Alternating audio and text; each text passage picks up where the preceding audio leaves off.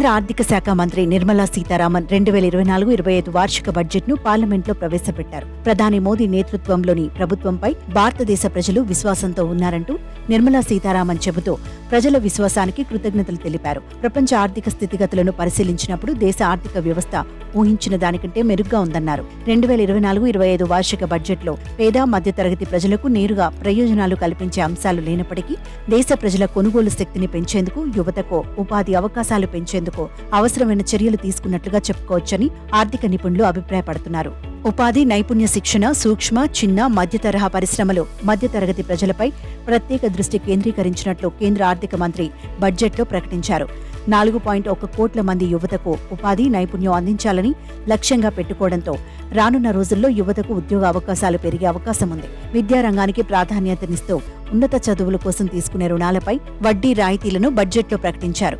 వ్యవసాయంలో ఉత్పాదకత, స్థితిస్థాపకత, ఉపాధి, నైపుణ్యం, తయారీ పరిశ్రమలకు ప్రోత్సాహం, పట్టణాభివృద్ధి, మౌలిక వసతుల కల్పనకు బడ్జెట్లో ప్రాధాన్యత కల్పించారు.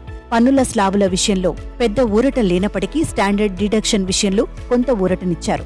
ప్రస్తుతం స్టాండర్డ్ డిడక్షన్ 50,000గా ఉండగా ఆ మొత్తాన్ని 75,000కు పెంచుతున్నట్లు ప్రకటించారు. స్టాండర్డ్ డిడక్షన్ మొత్తాన్ని 50% పెంచినట్లయింది. దీంతో 17,500 వరకు పన్ను ఆదా చేసుకోవచ్చని నిర్మలా సీతారామన్ ప్రకటించారు. దీంతో పాటు ఈపీఎఫ్ఓలో రిజిస్టర్ చేసుకున్న 1,00,000 కంటే తక్కువ జీతం ఉన్న మొదటిసారి ఉద్యోగులకు 3 వాయిదాల్లో డైరెక్ట్ బెనిఫిట్ ట్రాన్స్ఫర్ కింద 1 నెల జీతంలో 15,000 వరకు ఇవ్వనున్నట్లు ప్రకటించారు.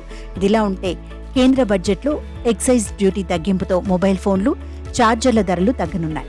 బంగారం, వెండితో చేసిన ఆభరణాల ధరలు తగ్గనున్నాయి. తోలుతో చేసిన సామాగ్రి ధరలు తగ్గనున్నాయి. క్యాన్సర్కు సంబంధించిన 3 రకాల ఔషధాలను కస్టమ్ డ్యూటీ ఫ్రీగా ప్రకటించారు. దీంతో 3 రకాల ఔషధాలు తక్కువ ధరకు లభించనున్నాయి.